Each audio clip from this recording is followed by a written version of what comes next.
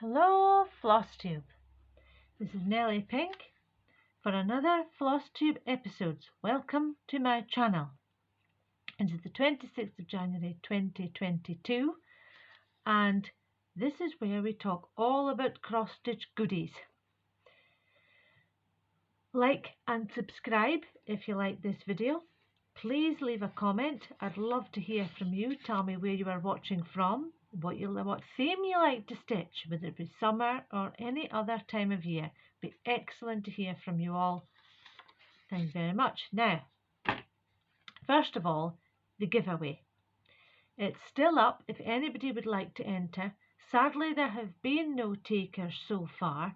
It is completely free to anywhere in the world, so please do have a go at it.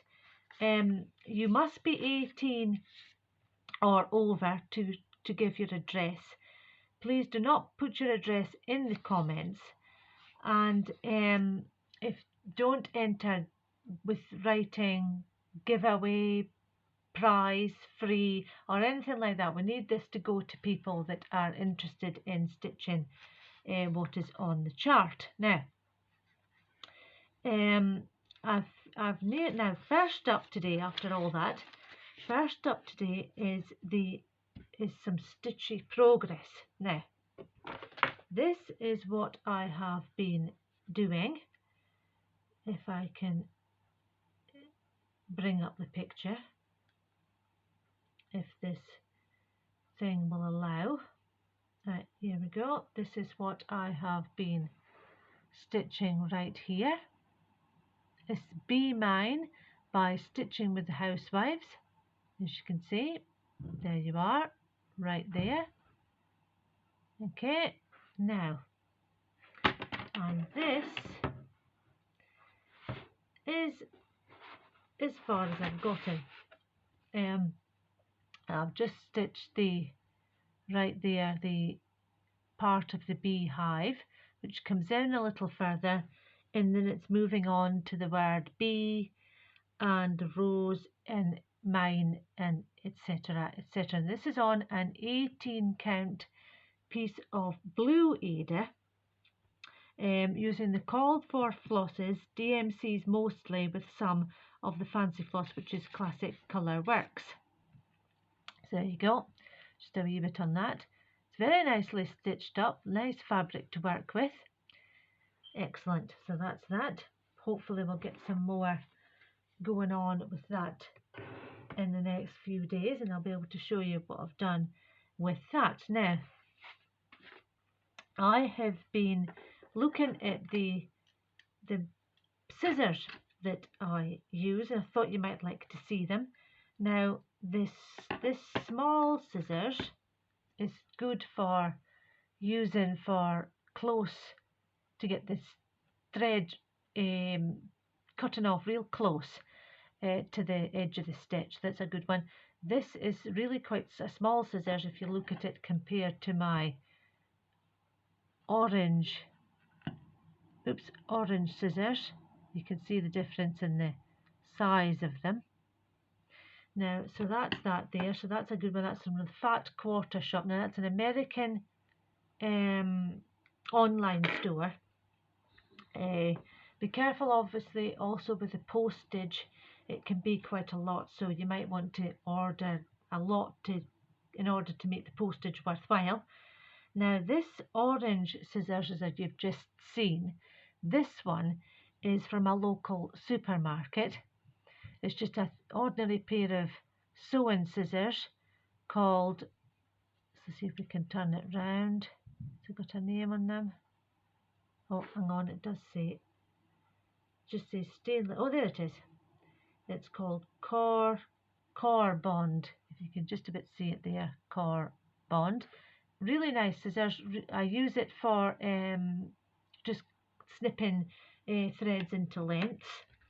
Now, this one is a scissors that I use for cutting tape, double-sided tape, sticky tape, that sort of thing, card, paper, that sort of thing. So that's a good one for that, as you can see right there. It's another pair of craft scissors, which I got in a craft store. Oops. A craft store in the local area, which is called Be So Crafty. I will put a link if I can at the bottom of the page in the description. Now, the next thing that there is talk of floss drops.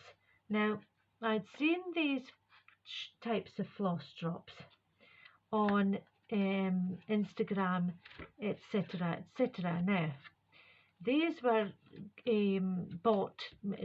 made by, or sold by even, the Fat Quarter Shop, right? Now, they're in an egg shape, so I thought I could make my own. Now, these are, I've just drew around an egg shape, a flat-ish kind of egg shape, put a hole in the bottom, as you can see right there, to put the floss. Now, this is just a piece of thickish paper, almost like card, but not quite, that I cut around. So that's a bit of fancy. You can see it sparkles as well. So there's that one. I used that one. I also used this one, which is another good one. I just drew around it, like I say, again, and used that. Let's see if we can turn this a little. And then I also used a few other ones. There you go. There's another one, which is quite good. And there's one with padlocks and parts of keys, just the way that it's sort of turned out. So I used that and I drew around them. They were very successful. Now, these are some of the papers that I thought I might use for future ones. This is just a square piece of like thicker paper again. It's a small square there. You get a feel out of that. And I've also got this pad of a paper that I bought many moons ago in a local shop in the next town. So there you go, there it is right there. That's where some of those ones came from. And these are just some of the papers that are in it, which is quite nice. There you go, you can draw around some of those and make your own floss tags, or floss drops even. Now, there is many ways you can use the make floss drops. You can cut round squares. You could cut round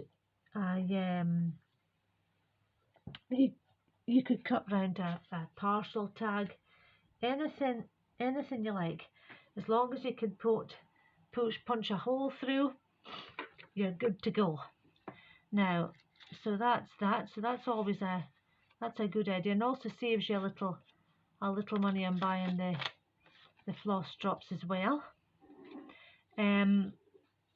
Next is I thought I'd chat a bit about some of the Flosstubers that I've been watching. There is Elizabeth Ann Can Stitch.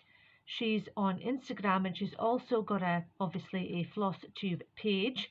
She does some lovely stitching, well worth a watch. An American lady. There's also made by Michelle Mcgraw, again an American lady. She is a lovely stitching, got a Flosstube channel, again got an Instagram channel, well worth a watch. And there is also another lady that I've been recently watching called Helen D. Again, she's got a Flosstube channel, does some excellent tutorials on flat finishes, pillow finishes, stand-up finishes, all the thing. And again, an American lady, and she also has a Instagram channel, Instagram page as well. So those have been the few that I've been having a look at.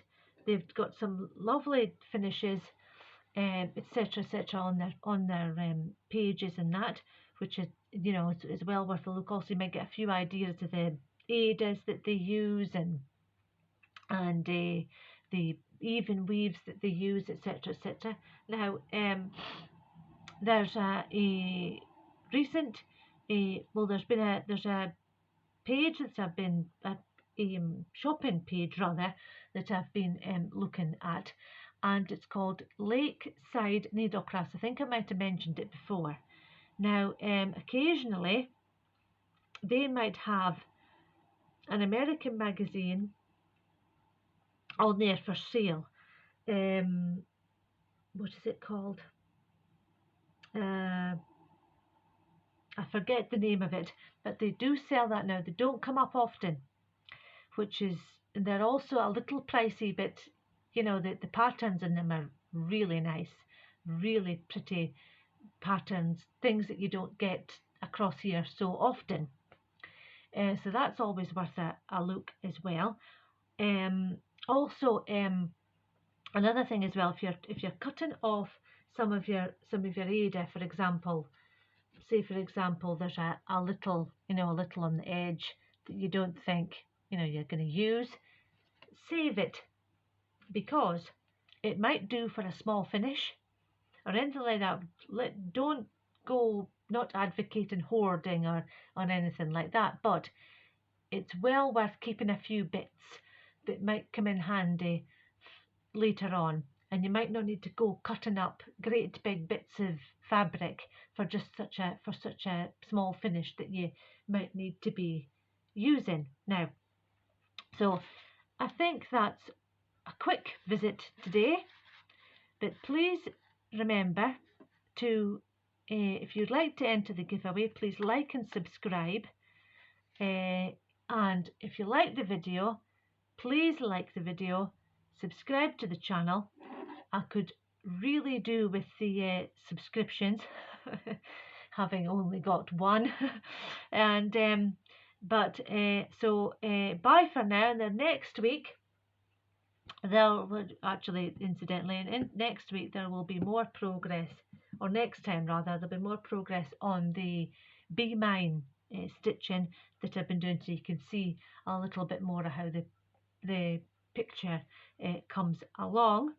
But anyway, however, bye for now. Bye now.